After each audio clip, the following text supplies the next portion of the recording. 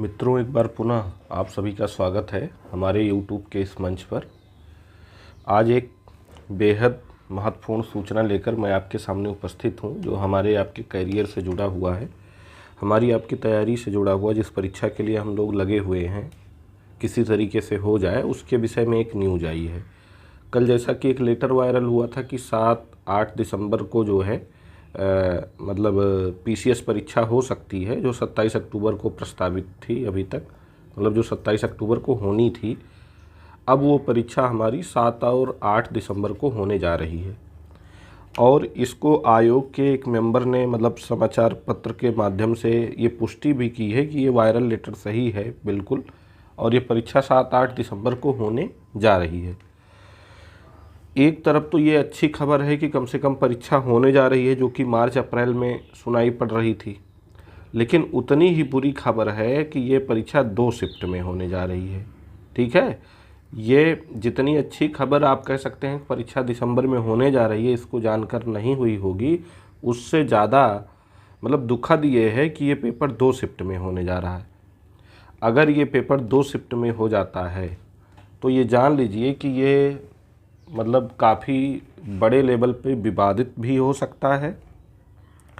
और दूसरी बात यह है, विवादित होने के साथ साथ कि जहां हम लोग 100 प्रश्न अगर सही कर ले रहे हैं पीसीएस प्री में, तो हम ये आश्वस्त हो जाते थे कि चलिए कम से कम 100 प्रश्न हैं, अगर इसमें 2-4-6 आयोग गलत भी दे देगा या गलत आंसर की भी जारी कर देगा, जो कि जारी करता ही है गलत, मतलब गलत प्रश्न देता ही है, तो तब भी हम लोग अंदर हो जाएंगे।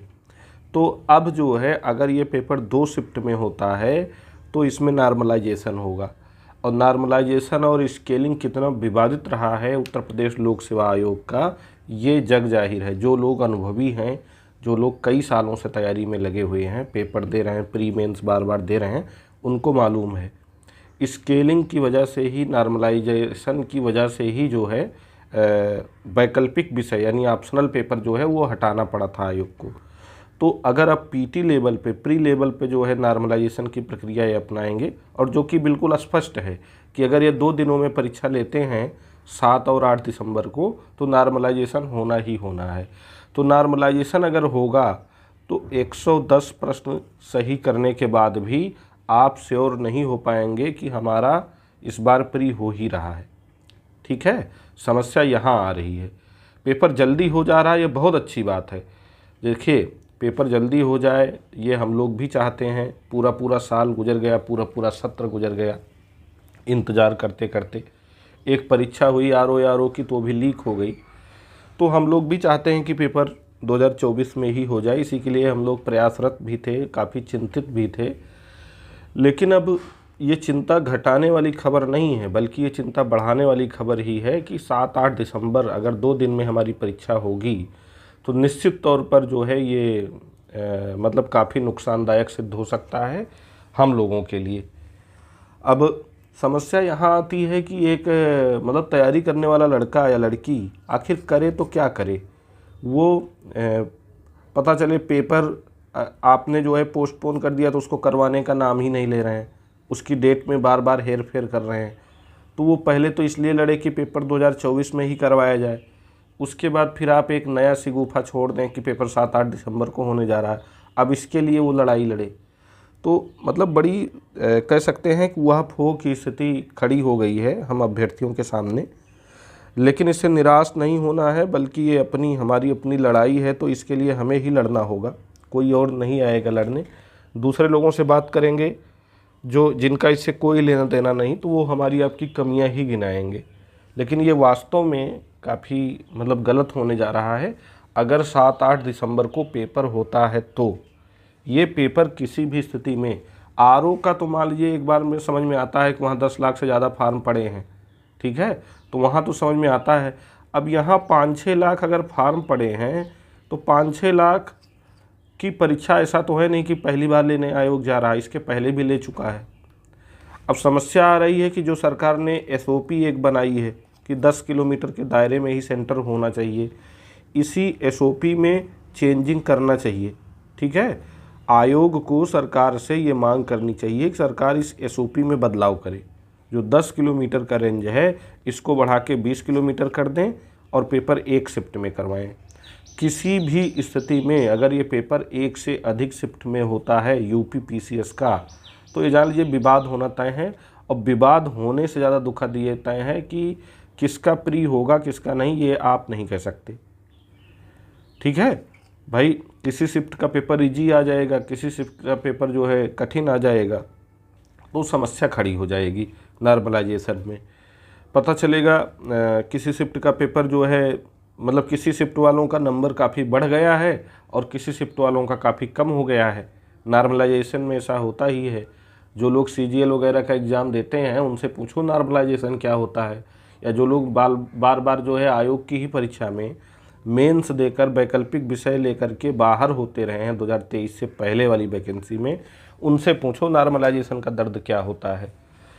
तो ये वीडियो बनाने का मकसद यही है कि अभी हालांकि आयोग ने आधिकारिक नोटिस जारी नहीं किया है, अभी वायरल लेटर और समाचार पत्र के माध्यम से ही हम लोगों को ये सूचना मिली है। तो अगर सभी मतलब पूरी जो एक तैयारी करने वालों की कम्युनिटी है, विशेष करके प्रयागराज और दिल्ली में जो लोग रह रहे हैं, अगर वो लोग इसके लिए सामूहिक रूप से आवाज़ उठाते हैं ट्विटर या मेल के माध्यम से, चाहे ट्वीट करें चाहे मेल करें या किसी भी माध्यम से अगर सामूहिक रूप से आवाज़ उठाएं नोटिस निकालने से पहले, तो इसका हल निकल सकता है। ठीक है, और अगर इसकी पहल कोई भी करता है, आवाज़ उठाता है, तो मुंह नहीं ताकना है आप लोगों को। ये हम सबकी लड़ाई है, सबको सामूहिक रूप से एक साथ आना है। अगर ट्वीट करने के लिए कहा जाए तो सब लोग ट्वीट करो, जिसका अकाउंट नहीं बना अपना अकाउंट बनाओ और ट्वीट करो। मेल करने के लिए कहा जाए तो सब लोग मेल करो। एंड्रॉइड फ़ोन सभी चलाते हो, ईमेल आईडी सभी की है, सब लोग मेल करो आयोग को। अगर हम लोग आयोग और सरकार को मेल करें, सरकार को और क्या बोलते हैं आयोग को ट्वीट करें, तो इसका विकल्प निश्चित तौर पर निकल सकता है और हमारी परीक्षा एक ही शिफ्ट में हो सकती है।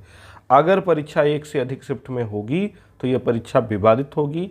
किसका प्री होगा किसका नहीं होगा ये बड़ा मुश्किल होने वाला है कहना। ठीक है, तो बार बार विरोध करना हालांकि अच्छी बात नहीं है, मैं इसके पक्ष में रहता ही नहीं हूँ, लेकिन क्या किया जाए यार, मजबूर कर दिया है इन लोगों ने बिल्कुल से। मतलब एक परीक्षा नहीं करवा पा रहे हैं पूरे एक साल से, ये कितना दुखद है।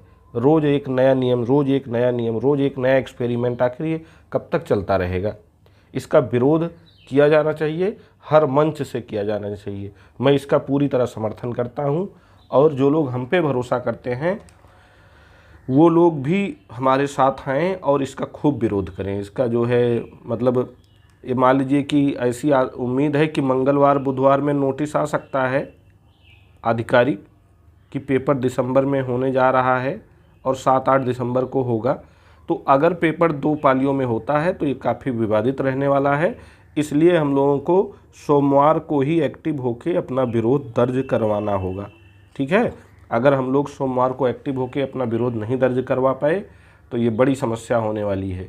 पढ़ाई के साथ साथ लड़ाई भी करिए, निराश बिल्कुल नहीं होना है, पढ़ाई करते रहिए, पढ़ाई के साथ साथ जो है अपने हक की आवाज़ भी उठाते रहिए, तभी कामयाबी मिलने वाली है। केवल और केवल पढ़ने से, अगर वही है ना कि नियम अगर गलत बना देंगे, सही नियमों का पालन ही नहीं करेंगे, और उसके बाद एक महत्वपूर्ण बात हाँ ये भी है कि ये लोग कम से कम 8 से 10 प्रश्न हर बार ये गलत देते हैं, या तो प्रश्न गलत देंगे या तो उत्तर कुंजी गलत देंगे। तो 8 से 10 प्रश्न गलत हो जाएंगे, प्लस अलग अलग शिफ्ट में पेपर होगा, नॉर्मलाइजेशन करेंगे, तो मतलब यूपी पीसीएस प्री पूरी तरह भाग्य के भरोसे हो जाएगा और बड़ी समस्या खड़ी हो जाएगी।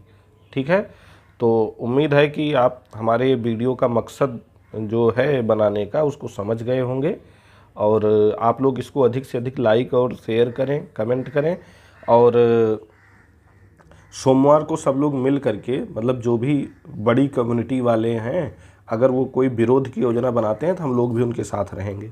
ठीक है, और अगर कोई योजना विरोध की नहीं बनाता है तो हम लोग खुलकर ट्विटर और मेल के माध्यम से अपना विरोध दर्ज कराएंगे।